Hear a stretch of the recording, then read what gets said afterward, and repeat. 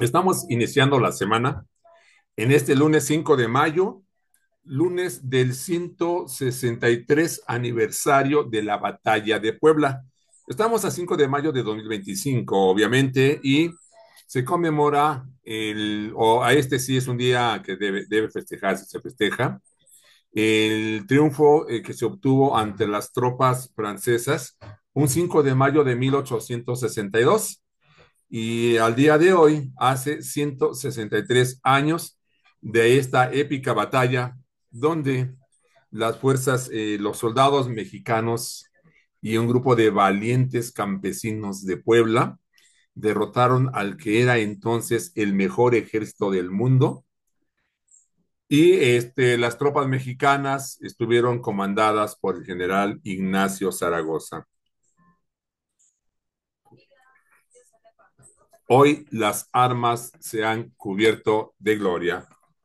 Fue el mensaje que le envió el general Ignacio Zaragoza al presidente Benito Juárez, informándole del resultado victorioso, aunque después, ya rearmados, cambió el sentido de los resultados de esa batalla. Pero bueno, son fechas históricas que siento que ya en la escuela no se están enseñando como tal. Me acuerdo que a su servidor, como niño, pues nos ilusionaba mucho esto. Nos dejaban hacer unos dibujos representando la batalla en este caso, la batalla de Puebla. Los indios eran los indios Acapoaxtla, según el libro de texto de aquel entonces. No recuerdo si era el libro de tercero o de cuarto año, ni de qué grado estaba yo. Una cosa seguro, estaba en la escuela primaria Esperanza López Mateos, que se nos decía en aquel tiempo que Esperanza López Mateos era la hermana del presidente Adolfo López Mateos, que ya había pasado su sexenio. Pero bueno, les decía, pues nos dejaban esas tareas, íbamos a comprar monografías, que son esas estampas grandes, tamaño carta, donde viene tres, cuatro imágenes y cada una trae su contenido informativo al reverso. Y pues ahí me encantaba dibujar, en fin. Pues amigos, vámonos con la lectura de nuestro diario base, que en su portada del diario La Jornada nos dice: consulte de restitución de tierras al pueblo Huixárica. Esto es muy bueno lo que está haciendo la presidenta para que vean cuál es, sigue siendo el sello de la Cuarta Transformación. Dice: la población mestiza y huixárica de Bolaños, Jalisco, participó en asambleas informativas organizadas por el Instituto Electoral Estatal con motivo de la consulta popular del 18 de mayo para votar sobre si adoptan un gobierno de usos y costumbres. En tanto, la presidenta Claudia Sheinbaum emitirá un decreto para restituir 2.471 hectáreas de territorio ancestral de la región Huajimic, Nayarit, a la comunidad de San Sebastián Teponahuastlán y su anexo Tuxpan de Bolaños, asentada en su mayor parte en Mezquitic, Jalisco. Bueno, yo creo que han de colindar, ya no está tan fresca mi memoria para saber si colindan, creo que sí, Jalisco y Nayarit. Por eso que esta población wixárika, pues la presidenta, valorémoslo, son de las cosas que nunca te van a pasar con Carmen Chagistegui, la vocera de la derecha, donde dice que la presidenta Claudia Sheinbaum emitirá un decreto para regresarles 2.471 hectáreas de territorio ancestral de la región Huajimic, Nayarit, a la comunidad de San Sebastián Teponahuaxtlán y su anexo Tuxpan de Bolaños en el estado de Hidalgo. Un gesto, algo que deberían de estar pregonando los diputados de la Cuarta Transformación, dar a conocer a la población todo esto. Debiera del el partido incluso presidido por Luis, no es Luis Amelio Alcalde, sí es Luis Amelio Alcalde, o es, sí, la otra es la procuradora, híjole, con este nepotismo, pero bueno, Luisa María Alcalde, la presidenta de Morena, la presidenta nacional, es la que debería de estar armando brigadas para informar todo lo que está haciendo la presidenta y todo lo que hizo el presidente. Pero creo que tenemos no solo algunos diputados papanatas, sino también una presidenta de Morena papanatas. En vano los cargos que ostentan.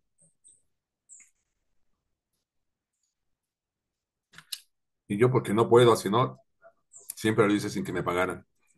Nos llama eso, nos llama a informar a nuestra gente. Bueno, Trump dice, Sheinbaum rechaza tropas de Estados Unidos. Ah, no, perdón, a ver, con calmita. Trump, dos puntos. Sheinbaum rechaza tropas de Estados Unidos por miedo a cárteles. Eso dice el chiflado presidente estadounidense. Si quisiera ayuda, sería un honor intervenir. Debido a ese temor, no puede pensar con claridad, declara el republicano a la prensa. Es que es gente que mata a diestra y siniestra y se enriquece con la droga, planteó a la mandataria. ¿Y qué son? Sus empresas distribuidoras, fabricantes y distribuidoras de armas. Nada más que nos conteste esto el payaso presidente de Estados Unidos, hipócrita. Esa gente no es buena, esa gente es mala. El comercio es el comercio de la muerte, lo que hacen las armerías estadounidenses, pero de eso no dice nada este hipócrita presidente. Dispone arancel de 100% a películas y dice Trump, Hollywood está siendo devastado, afirma. Vaya, vaya. Atención con esa nota, ¿eh? Pide el legislativo al Instituto Nacional Electoral cancelar 26 candidaturas de elección del Poder Judicial. La Fiscalía General de la República investiga a 6 por diversos delitos, nexos con el crimen organizado, entre ellos. Esta nota es de Luis Hernández y Georgina Saldierna, pero bueno, es el encabezado nada más. Fija Morena reglas de la competencia interna, prohíbe el nepotismo en 2027. O sea que, lástima, Margarito, por Félix Salgado Macedonio, porque no lo van a dejar. Esa es una regla de Morena. Y el Partido Verde, pues ese iba a poder llevar a cabo el que la esposa del gobernador de San Luis lo sustituya en 2027. Ella sí. Y tampoco el hermano de Ricardo Monreal, ya no recuerdo cómo se llama este senador, que va a sustituir a David Monreal, que es el actual gobernador de Zacatecas. Y el hermano quiere entrarle al quite. Como están en Morena, ya se la persignaron. A menos que la desmedida ambición de los Monreal obligue a que el hermano al senador de Morena, hermano de los Monreal, abandone Morena, se vaya a otro partido y entonces quedaría libre de la regla morenista de no al nepotismo. Vamos a ver. Tras 19 años sigue impune la represión y Natenco acusa. Vamos a leer la nota de principal, que es lo de Sheinbaum. Y vamos a leer un extracto nada más porque es importante, ya que el presidente Donald Trump ha estado presionando a la presidenta para que permita la intromisión de soldados norteamericanos en suelo mexicano. Criticó que rechazara tropas de Estados Unidos en México. Sheinbaum teme tanto a narcos que no piensa con claridad, dice Trump. Los cárteles tratan de destruirnos. Sería un honor luchar contra los traficantes, añadió. Y la nota está en West Palm Beach y dice, el presidente de Estados Unidos, Donald Trump, afirmó que su homóloga Claudia Sheinbaum rechazó su propuesta de enviar tropas estadounidenses a México para ayudar a frenar el tráfico de drogas, el tráfico ilegal de drogas, porque ella le tiene miedo a los poderosos cárteles del país. Oigan, aquí se me está ocurriendo algo. Fíjense lo que dicen, ¿eh? Lo que les digo a veces, bueno, a mí me llama mucho la atención. Dice, para ayudar a frenar el tráfico ilegal de drogas. Atención con esto. A frenar el tráfico ilegal de drogas. Porque ellos tienen la libertad de vender drogas legales en medicamentos, en estas cápsulas que usan mucho los gringos para dormir, antidepresivos, somníferos y muchas drogas que no son necesarias, pero que las farmacéuticas estadounidenses distribuyen las drogas legales. Y aquí, como dice, para detener el tráfico ilegal de drogas, denota que también Trump quiere tener el tráfico ilegal de drogas, porque no crean que le interesa mucho a su población. Pero bueno, esto da para más. Sheinbaum confirmó el sábado que Trump la presionó durante una conversación telefónica el mes pasado para que aceptara una mayor participación del ejército de Estados Unidos en el combate contra los cárteles de narcotráfico en México. Al corroborar Trump que presionó a Sheinbaum para que permita el ingreso de tropas de Estados Unidos a México, el magnate indicó que planteó la idea porque los cárteles, atención, son gente horrible que ha estado matando gente a diestra y siniestra y han hecho una fortuna vendiendo drogas y destruyendo a nuestra gente, informó el diario The New York Times. ¿Qué han hecho los gringos en gran parte de los países del mundo? ¿Qué han hecho? Ellos sí que son gente horrible, los estadounidenses, el ejército estadounidense y los israelíes, no se digan el pueblo del diablo, de verdad. Ellos son gente horrible, Estados Unidos, sus soldados y los soldados del pueblo maléfico de Israel, esos son gente horrible. Se abrogan el derecho de matar en donde quiera, solo ellos, y no les gusta la competencia porque si tuvieran ellos la creación de estupefacientes y todo eso, híjole, estarían en la gloria según ellos, ¿eh? Dice Trump, ella tiene tanto miedo, refiriéndose a nuestra presidenta, ella tiene tanto miedo de los cárteles que no pueden ni caminar, así que se sabe que esa es la razón, declaró Trump a periodistas a bordo del avión presidencial el domingo. Y creo que es una mujer encantadora. La presidenta de México es una mujer encantadora, pero les tiene tanto miedo a los cárteles que ni siquiera puede pensar con claridad. Yo me pregunto, si estos cárteles estuvieran en Estados Unidos y el perseguido militarmente, que le causaría muchas bajas a los ciudadanos estadounidenses, ¿Trump lo haría? Porque aquí es importante analizar, no es que sea miedo, pero miren, eso no debe importarnos si este chiflado presidente gringo le llama miedo. Aquí hay que valorar por qué la presidenta ni ningún presidente mexicano debe estar esto, porque estarían haciendo lo que hizo Felipe Calderón. Fíjense ustedes, no es el miedo, es la matanza que habría de civiles incluso en nuestro país si se les combate militarmente o policialmente. Por eso, la presidenta no ha realizado, no ha entablado una guerra frontal armada en contra de estos cárteles, porque quien pagaría los platos rotos es la población civil. Ahora, a los Estados Unidos, ¿qué les importa que haya esta secuela sangrienta de civiles en nuestro país? Pues no son sus muertos, aunque les digo, les repito, hasta ni su misma gente les importaría, pero siendo mexicanos, menos le va a importar. Trump va a seguir presionando de que se persiga militarmente a los cárteles de la droga con su ejército sin importarle las bajas civiles que pueda darse en nuestro país. Y yo creo que eso tenemos que ser perfectamente bien conscientes nosotros los mexicanos, que esa es la principal razón.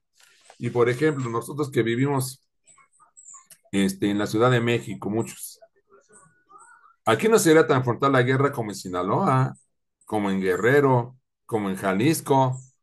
Y nuestros hermanos jaliscienses dirían, para aquellos tontos de la Ciudad de México que opinan que sí debe combatirse frontalmente y por la vía armada, dirían nuestros hermanos jaliscienses, sinaloenses, guerrerenses, donde están asentados, guanajuatenses, sí, pues ¿qué les apura? La matanza va a ser acá en nuestro estado, no con ustedes. Por eso todos los mexicanos debemos de pensar igual, no a un enfrentamiento armado en contra de los cárteles. Hay que buscar la manera que hay de ganarse los sesos. Aquí es donde me gustaría ver, pues no sé, tantos opinólogos que hay que critican y critican a la presidenta, pues den ideas cómo combatirse al narco. Híjole, ¿qué está causando la cuestión del Fubaproa, eh? Y miren, porque es un tema muy importante. Ya ven que esto empezó porque llegó el bocón del expresidente Ernesto Zedillo a criticar el gobierno de la Cuarta Transformación y le salió cola al canijo. Ay, perdón, iba a ser otra palabra. Le salió cola al canijo por andar de hablador, por andar de hocicón, dicen en el barrio, ¿no? Y ya le sacaron todo, aparte de las matanzas que hubo, ¿no? Como la de Acteal, perdón, la de Aguas Blancas, y toda la secuela que también hubo antes y después, como las abejas antes son las mismas de Acteal, Chiapas, Aguas Blancas fue en Guerrero, o sea, esas matanzas que sí fueron en el sexenio de Cedillo. ¿Cómo se atreve a venir a hablar? Pues ya le sacaron lo del Fobaproa, que él organizó este gran saqueo, que como les dije, empezó con menos de 1 millón, sí, de 1 millón de 500,000 dólares. Bueno, vamos a ver la cifra. Empezó con menos de 1,550,000. Vamos a ver la cifra, pero ahora está en billones, billones. Las revisiones realizadas entre 1998 y 1999 a los pasivos del Fondo Bancario de Protección al Ahorro y el FOBAPROA estuvieron lejos de ser una auditoría, según lo expuesto por Michael W. Mackey, quien fue contratado en su momento para evaluar las deudas del rescate bancario. Esto porque cuando le empezaron a sacar a Cedillo que él era el culpable del gran saqueo que se le ha hecho a la nación a través de FOBAPROA, al hacer deudas de ricos y corruptos, sobre todo los banqueros, al hacer las deudas públicas, ahí fomentó no solo el saqueo, sino el empobrecimiento de las clases populares y el gran robo que se está haciendo y sobre todo corrupción, porque también se les dio, a ver, ahorita vamos a leer por qué supuestamente fue el Proa, que es para grandes rasgos, según proteger el ahorro de todos los mexicanos y que no quebraran los bancos. Pero ahí se clavaron muchos empresarios corruptos que no eran banqueros, que no tenían deudas, no tenían nada que ver con el desarrollo nacional y dijeron, bueno, pues méteme por ahí, ¿no? Yo también tengo una deuda, méteme por ahí. Por eso el Fobaproa no se abrió, ni se abre. Ahora se lo están sacando a Cedillo, le dicen, vamos a abrir el Fobaproa. E inmediatamente dijo Cedillo que está mal, pues ábranlo. Se hicieron auditorías a la Fobaproa y todo está bien hecho. En otras palabras, eso dijo Cedillo. Se hicieron auditorías y ya le contestó el que hizo la auditoría en aquel entonces.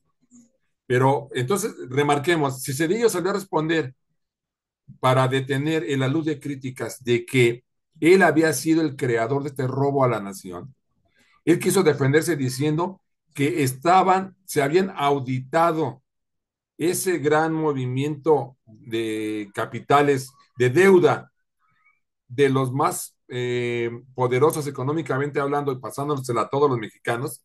Él había dicho que había sido limpio, que no hubo fraude, que no hubo ninguna irregularidad y que se habían auditado los movimientos que se hicieron en el FOBAPROA.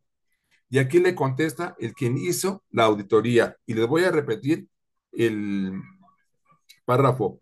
Las revisiones realizadas entre 1900 y 1900, entre 1998 y 1999 a los pasivos de FOBAPROA, o sea, los adeudos, que es el Fondo Bancario de Protección al Ahorro, estuvieron lejos de ser una auditoría, según lo expuesto por Michael W. Mackey, quien fue contratado en su momento para evaluar las deudas del rescate bancario. Una serie de restricciones una serie de restricciones al acceso a la información, dilaciones y otros obstáculos por parte de la Comisión Nacional Bancaria de Valores, la CNBV, del propio FOBAPROA y de los bancos, resultaron en un conjunto de procedimientos que no fueron suficientes para considerarlos como una auditoría financiera, según palabras del mismo informe Mackey. Se lo voy a comentar más claro.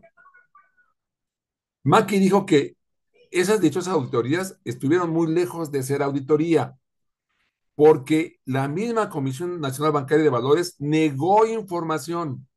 Los bancos endeudados negaron información. Los empresarios que se metieron a que les pagaran sus deudas negaron información. Hubo dilaciones. O sea, está diciendo el que hizo la auditoría Pues no fue auditoría porque nunca me dieron toda la información. No audité a esos bancos, a esas empresas, y la Comisión Nacional Bancaria de Valores me dijo, me negó información y no me la dio. Entonces no es una auditoría. Aquí para que vean lo mentiroso que es este delincuente de Ernesto Zedillo Ponce de León. En el marco de una serie de declaraciones cruzadas con la presidenta Claudia Sheinbaum Pardo, el exmandatario Ernesto Zedillo Ponce de León afirmó que el rescate ha sido objeto no solo de muchos estudios serios, sino sobre todo de una auditoría por parte de un auditor internacional independiente. Eso fue lo que dijo Zedillo. Sin embargo, el expresidente Zedillo omitió mencionar que dicha auditoría fue descrita por Maki como una verdadera carrera de obstáculos. Se esperaba que el equipo informante gozaría de la total cooperación de todas las partes involucradas, en particular de las auditorías financieras y de los bancos. No fue el caso. Puntualiza el informe del auditor independiente, quien descartó calificar el proceso como una auditoría financiera. Más para que vean. Ahora fíjense, diputados del tricolor proponen suspender pagos a rescate bancario, lo que nunca hicieron ellos y que ellos crearon de Fobaproa y que nunca suspendieron los pagos, ahora quieren que lo haga Morena. Vamos a leer. O sea, perdón que lo diga así, pero no tienen madre, ¿eh? Lo que nunca hicieron, ahora les exigen. Ellos hicieron su cochinada. Hagan en cuenta que ellos hicieron una popó y nunca quisieron limpiar la popó. Ahora quieren que otros vengan y limpien su cochinada. Así son de sucios los priistas. Yo no sé cómo hay gente que todavía simpatiza con ese partido. Es su problema. La bancada del Partido Revolucionario Institucional, PRI, en la Cámara de Diputados, que junto con el PAN aprobó la ley de protección al ahorro bancario en diciembre de 1998, el IPAB, que fue el que sustituyó a Fobaproa, presentó la bancada priista por tercera vez una iniciativa para suprimir los pagos de intereses derivados de los créditos que causaron el quebranto bancario al inicio del sexenio de Ernesto Zedillo. Ya se pagaron 552 mil millones de pesos. Perdón, esa era la cifra que no me cuadraba bien. Empezó esta deuda con 552 mil millones de pesos. 500, o sea, medio millón de millones. Esa era la deuda del pueblo. Atención, era medio millón de millones. Ahora son billones. Y un billón es un millón de millones. O sea, ahora se deben billones. Pero seguimos. Dice, ya se pagaron 552 mil millones de pesos y entre 1999 y 2024 se han destinado 840 mil millones más. Es claro que la deuda está más que saldada y el país necesita asignar fondos a proyectos de infraestructura, señaló el coordinador priista Rubén Moreira al presentar su propuesta. Como si les interesara el país de veras. Híjole, me dan ganas de estar ahí y darles una patada en el trasero por hipócritas. El rescate bancario implicó la adquisición de cartera vencida de los bancos y el saneamiento de préstamos otorgados a los propios banqueros. También el extinto PRD, cuando era un buen partido, denunció que en el Fobaproa se incluyeron créditos utilizados para financiar las campañas de Ernesto Zedillo a la presidencia y de Roberto Madrazo, este último candidato a la gubernatura de Tabasco en 1994. Moreira sostuvo que Morena con su mayoría puede aprobar la reforma a la citada ley. Recordó que el informe del auditor canadiense contratado por la Cámara, Michael Mackey, quien cobró 20 millones de dólares por el reporte incompleto, fue entregado en 2001 a los 5 coordinadores parlamentarios, el informe de Mackey, junto con las claves de acceso a los archivos encriptados. El documento fue recibido por Arturo Núñez, que era el del PRI, Carlos Medina Plasencia, que era el del PAN, Jorge Emilio González del Partido Verde, Pablo Gómez del PRD y Ricardo Cantú del PT. Eran los coordinadores de los diputados de cada una de estas bancadas que recibieron ese informe encriptado de este señor Michael Mackey. En la biblioteca de la Cámara están disponibles para consulta física los 3 tomos del informe Mackey, así como una versión electrónica en el Internet. La iniciativa de Moreira se basa en la información contenida en ese expediente.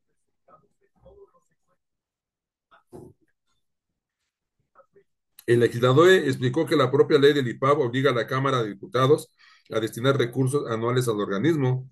Precisó que los recursos presupuestarios que recibe nada tienen que ver con el Fondo de Recursos para el Seguro de Depósito, que provienen de las cuotas que pagan todos los bancos. Por lo tanto, si se dejan de recibir recursos públicos para el pago de los pasivos, dicho fondo no se vería afectado ni tampoco el de los ahorradores. De esta manera propone suprimir únicamente los pagos correspondientes a Fobaproa, que suman 50,000 millones de pesos, así como investigar los desembolsos ilegales. Si esto fuera cierto y no fuera hipocresía de los priistas, empezarían ellos, por decir, la información que ellos tienen, ellos saben de cómo estuvieron los cochupos con los empresarios corruptos y cómo estuvo lo que dispusieron para la campaña de Roberto Madrazo y de Cedillo Ponce de León. Si fueran honestos y quisieran que de veras se dejara de pagar, dirían, y nosotros vamos a poner el ejemplo. Vamos a decir cómo hicimos las cochinadas en aquel tiempo para que se corrijan. No lo van a hacer. Y realmente, esto es, ya no quiero seguir con este tema porque verdaderamente nada más me provoca mucha molestia ver que no, sigue sin castigarse, siguen sin castigarse los grandes crímenes, porque este es un crimen grandísimo que se hizo en contra del pueblo mexicano y que ahora se deben billones, lo que empezó como medio millón, o sea, no era ni siquiera 1 millón de millones, no era ni 1 millón de millones, y ahora es millones de millones, así, millones de millones. Vámonos al siguiente tema. Pero bueno, antes de que me un comentario.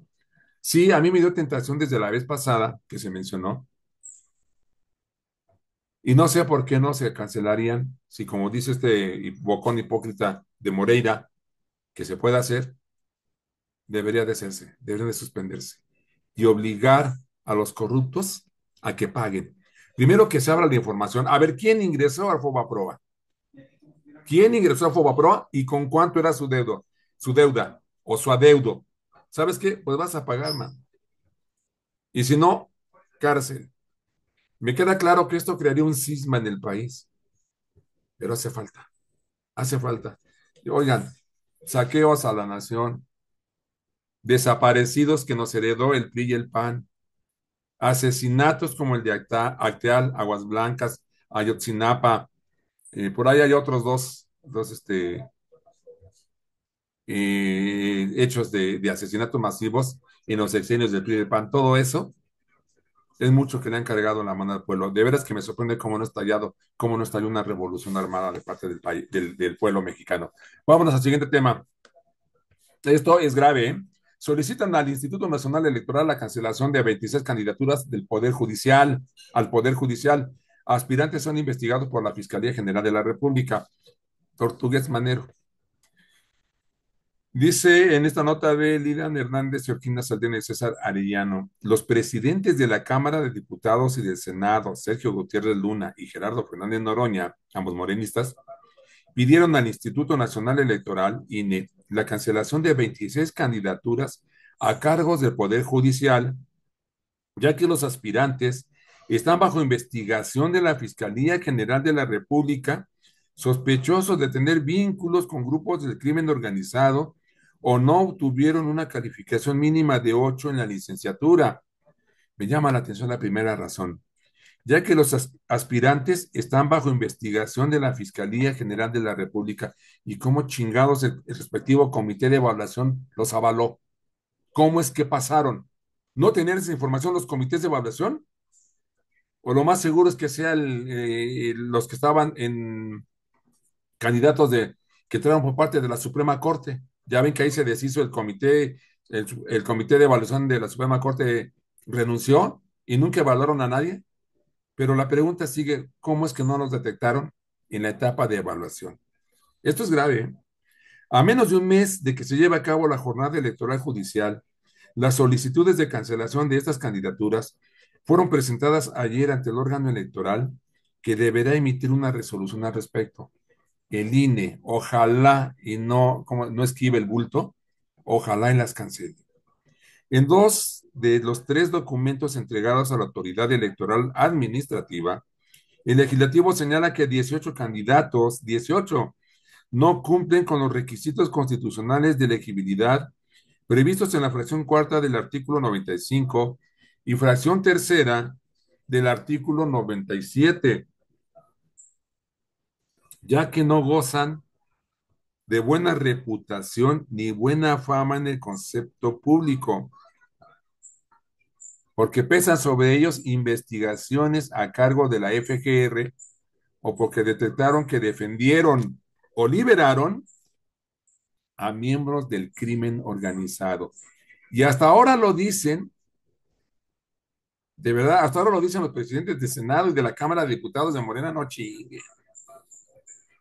Los documentos detallan que 6 candidatos cuentan, atención, 6 candidatos cuentan con carpetas de investigación en su contra por abuso sexual, lesiones y amenazas, peculado, delincuencia organizada o incluso tienen órdenes de aprehensión vigentes por delitos contra la salud, narcotráfico, y fueron abogados defensores de miembros del cártel de Sinaloa acusados de secuestro, narcotráfico, posesión de armas y cartuchos de uso exclusivo del ejército. A esos que recibieron esas acusaciones, hay candidatos que los sacaron, hay jueces que sacaron a estos.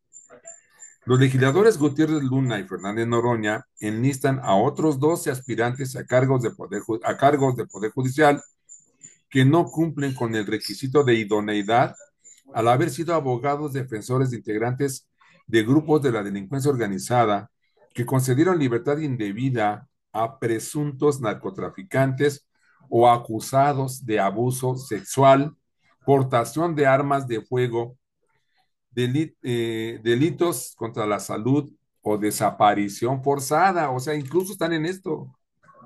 De no cancelar los registros de dichas candidaturas, se comprometería gravemente la función jurisdiccional al concretarse posibles conflictos de intereses y evidente idoneidad para desempeñar los cargos judiciales de elección popular, advierten los documentos. En tanto, otros 8 candidatos no cumplieron con el promedio general de calificación en licenciatura de cuando menos 8, de los cuales buscan ser candidatos a salas regionales del Tribunal Electoral del Poder Judicial de la Federación, magistrados de circuito y jueces de distrito.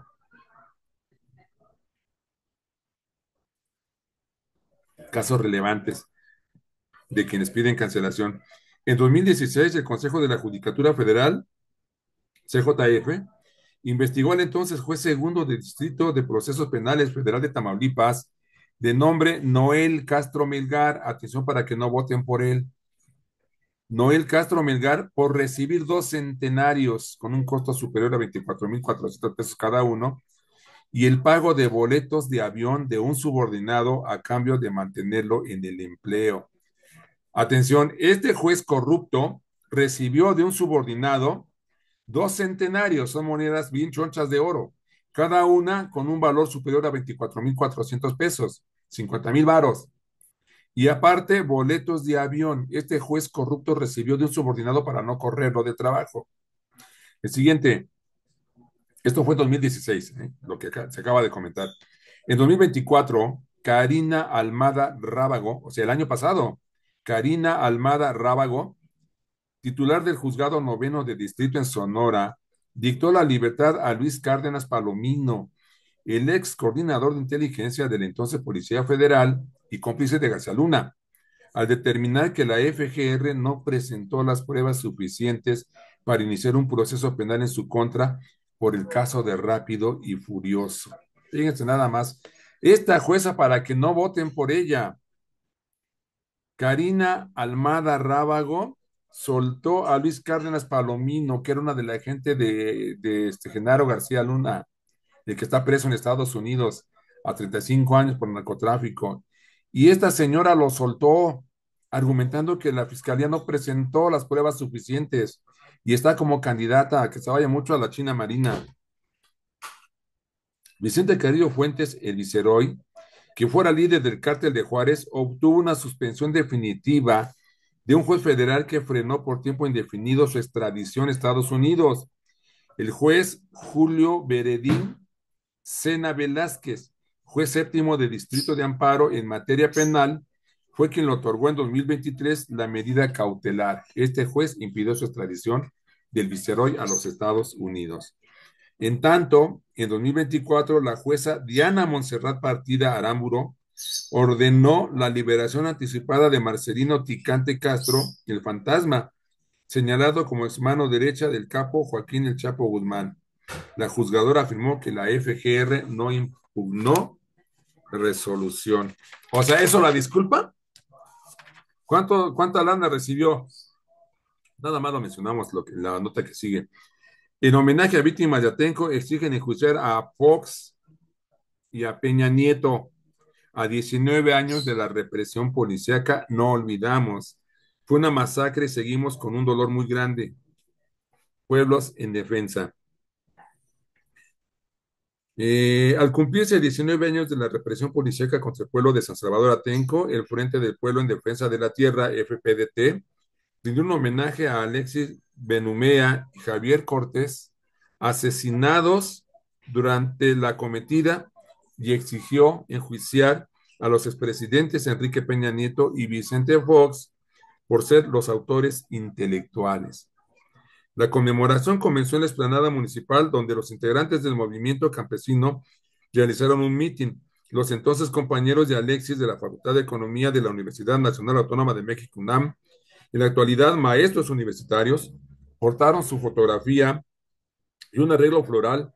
Junto con campesinos, marcharon primero hacia la calle Fresnos, donde hicieron una parada frente a la casa de la familia Romero Velasco. Pues en verdad esto es terrible, y a 19 años no hay justicia porque hubo represión del PRI, de Vicente Fox y no sé por qué implican aquí a Peña Nieto, porque esto fue más que nada en el sexenio de Vicente Fox, cuando salieron a protestar, machete en mano, los pobladores de San Salvador Atenco. Hubo mucha represión, hubo abuso sexual contra algunas mujeres de San Salvador Atenco y hubo asesinados en las reyetas que se armaron por defender lo que querían hacer los priistas y los panistas, el aeropuerto en Texcoco. Y aunque aquí no viene la nota, mencionaré que creo que salió eso en la jornada de ayer. En esos lugares ya se inauguró la Universidad del Bienestar. Ahí donde el PRI y el PAN querían poner el aeropuerto en el lago de Texcoco. Ya está la Universidad del Bienestar construida por la Cuarta Transformación. Como ustedes saben, el aeropuerto se pasó a Santa Lucía. Ese es el sello de un gobierno que el pueblo eligió, plenamente consciente, y que por eso se le está defendiendo. Así les guste o no les guste a los fachochairos. Es su problema por traidorcetes. Ahí la dejamos, amigos. Estamos en el inicio de semana. Que tengan un buen inicio de semana, que ya estamos a final de lunes y estaremos en contacto en los próximos días. Hay algo pendiente que quiero comentar con ustedes. Sayonara.